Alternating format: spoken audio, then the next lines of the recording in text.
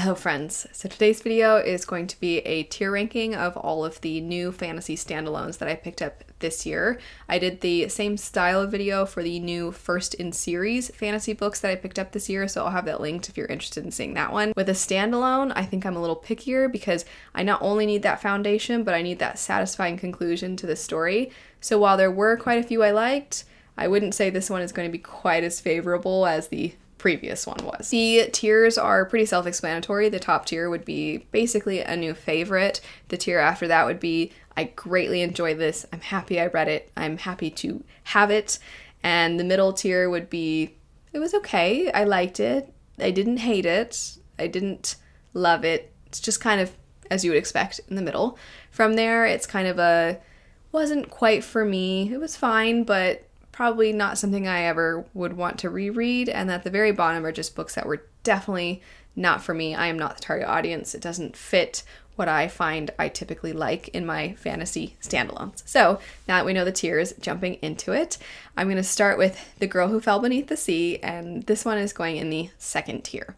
The more I think about it, the more I want to revisit it, the more I already want to reread it. So this is one that I could see bumping up into a favorite, but upon first reading it, I enjoyed it. I really liked it. I thought it was really sweet, but I didn't fall head over heels for it. So that's the reason it's not going at the top, but I constantly think about it. So that could change. And I do want to say, if you're looking for in-depth thoughts about any of these, this is just going to be kind of an overview of my opinions, but it won't be going all that into the synopses or anything like that. So I'll have my new release wrap-ups linked where I do go more in depth if you'd like that information. Moving on now though to the next book, we have Gallant by V.E. Schwab. I really enjoy V.E. Schwab's voice. I really enjoy that she has this sort of twisted nature to her books.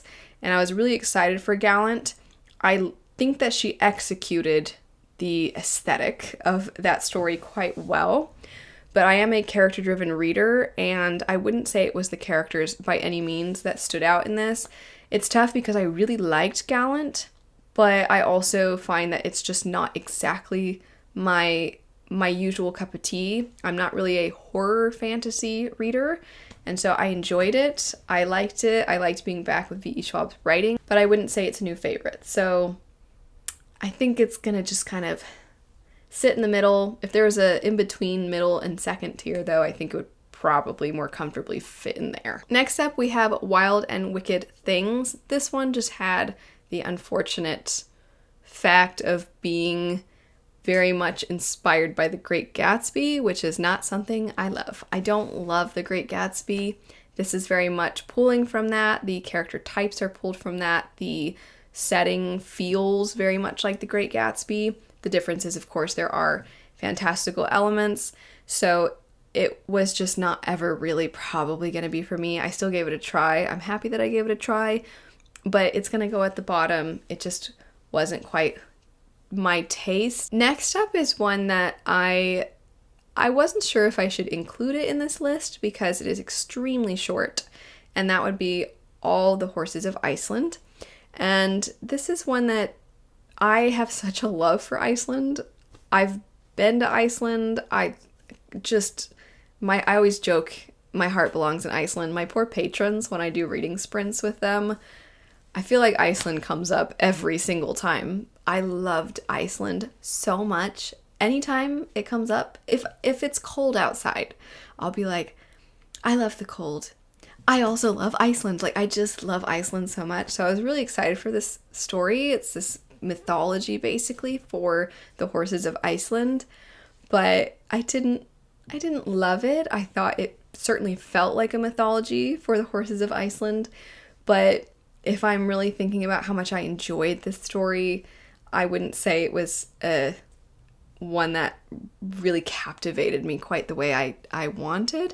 So it's going in the second to last tier. Next up, we have The Bone Orchard, which when I was kind of prepping for this, I'm like, this is probably going in that same category, the second to last. But you know what? Gosh darn it. The more I think about this book, the more it really sits with me, and I can't stop thinking about it, and I think about rereading it, and I don't know, it just had this really interesting effect. And so I think I'm actually going to have to put it in the middle. I think I need to update my notes because when I go to do the editing, I'm going to want to remember that I put it in the middle. So we're going to write middle, even though I'm literally saying out loud right now that I'm putting it in the middle category. I'm just going to write it in so I don't forget. But regardless, it was so unique. So that alone, I feel like impressed me. And then the fact that I can't get it out of my head. So yeah, it's going in the middle. Next up, we have Kaikeyi, top. This is definitely going at the top. I really enjoyed the themes of this story and this sort of butting of heads in a sense of these of progress and of a love of tradition. When those things are up against each other, what does that look like? And I thought that the author executed those themes really beautifully and really carefully and with, I think, a lot of intention, but also a very strong understanding of what she was writing. After that, we have Nettle and Bone. We all know that's going at the top. I loved Nettle and Bone, one of my favorite books, not just of the year, it's one of my favorite books of all time. I love the voice that this author has. I really enjoyed the strangeness of this grim fairy tale-like story.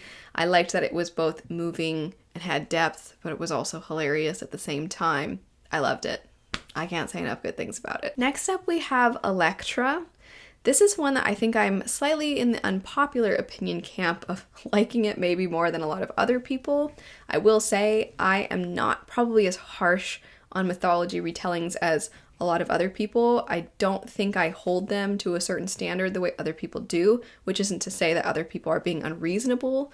It's just that I think I just don't feel as if I have enough knowledge usually to even have an expectation. It's more of like, I know the story for the most part. I have an understanding of the main points of the plot, but I don't have a strong attachment to originals usually in these cases. And so I'm like, let's see what the author does with this story. And I get excited about the changes a lot of times, or I get excited about the nods to the original and then what the author adds to it. And I have seen a lot of people that were like, ugh, I don't know why you would spell Cassandra with a C and Elektra with a K. Like, the little details that irritate other people don't irritate me. And then there's bigger things that I'm sure people didn't love either. But I really liked the way it was done. I really liked the way that we see how revenge can be this thing that is all-consuming. The way that somebody's beliefs can completely shape the way that they view really intense situations in life. This is the problem with doing tier rankings, is then you start to overthink everything, because then I'm like, but did I like it more than these other ones I put in the middle? For now, I'm just going to put it in the middle. I'm going to put it in the middle because I didn't absolutely love it, but I almost just need a 6th tier. I'm not going to make a 6th tier. I'm not going to go just middle. Let's move on. Next up, we have Half a Soul. This one's easy. It goes to the top. I loved Half a Soul. It was so cute. It was so precious, but it was moving and it had depth to it as well.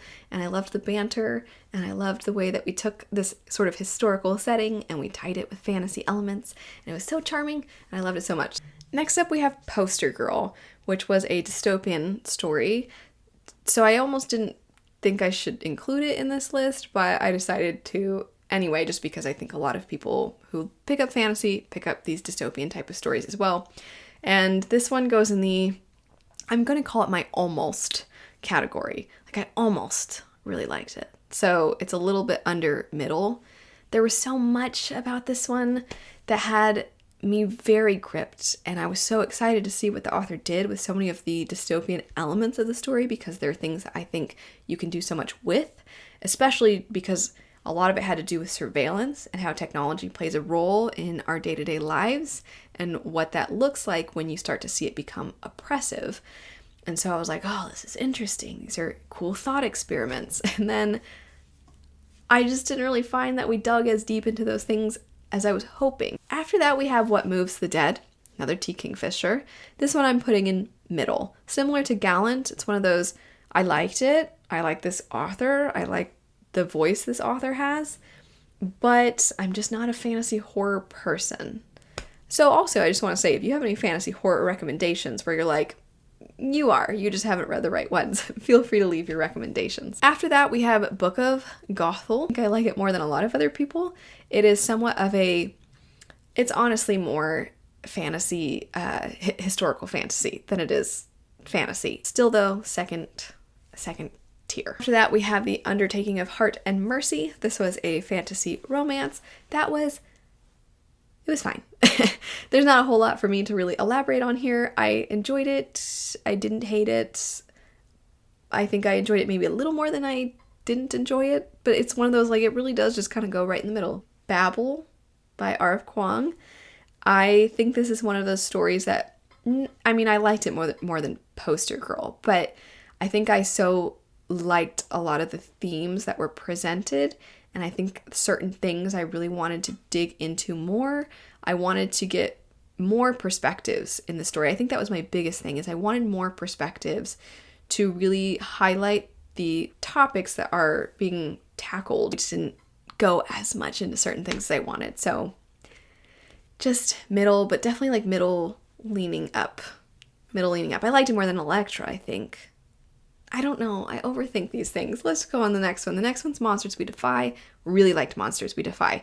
This one I almost didn't include because I was feeling that the end made me believe that there's room for a sequel, and that's exciting. I hope we get a sequel, but for now, at least at the time I'm filming this, it doesn't show that it's a first in a series, so I'm going to consider it a standalone. I definitely really liked this one. I actually want to add to that Babel similarly also seemed like it was open to having a sequel. So I hesitated for both of these, but both of these are currently considered standalones. So anyway, Monsters We Defy goes in the second tier. After that, we have Ruination. This is one that I feel like to some degree should go in the middle because it didn't do anything incredibly unique. It wasn't mind-blowing, but it was really enjoyable from start to finish. I had a really good time with it, so there's not a whole lot else to say. I had a fun time with it. It gave me this sort of nostalgic feeling while I was reading it, so I'm putting it in the second tier. Getting into the final few, the next couple were both in the bottom tier as just not for me. One of them would be A Dowry of Blood.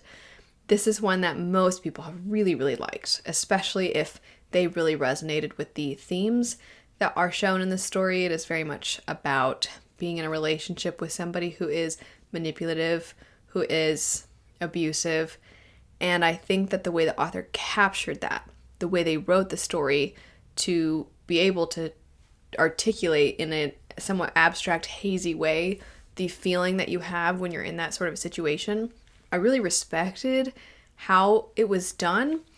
I just didn't love the book. I did mention in a wrap-up that it being essentially a Bride of Dracula type of story and the vampire elements to it, it added a certain feeling to the story, a certain vibe and aesthetic that I can see being very appealing to a lot of people, but it wasn't for me, and I don't want to say it detracted from the themes, but I actually would have been very interested to see how this author told this story without the fantasy elements. Usually I'm like, this was a fun contemporary story, but can we like sprinkle in some dragons or something? Like, I'm usually all for taking a really important theme and then putting it in a fantasy setting. I just don't know that it worked for me in this situation. But still a book that I completely see why so many people have fallen head over heels for it. The next one would be A Far Wilder Magic, and also this one is going in the not for me tier, which is a little strange to say because I actually quite liked this book. But I just, one of my favorite series of all time, one of my top 5 completed fantasy stories is Full Metal Alchemist. I love it so much. And I was rereading Full Metal Alchemist when I picked this book up. This book is absolutely inspired by Full Metal Alchemist, specifically the characters of Roy and Riza. It seems quite inspired by Roy and Risa fan fiction. It feels like Roy and Risa fan fiction.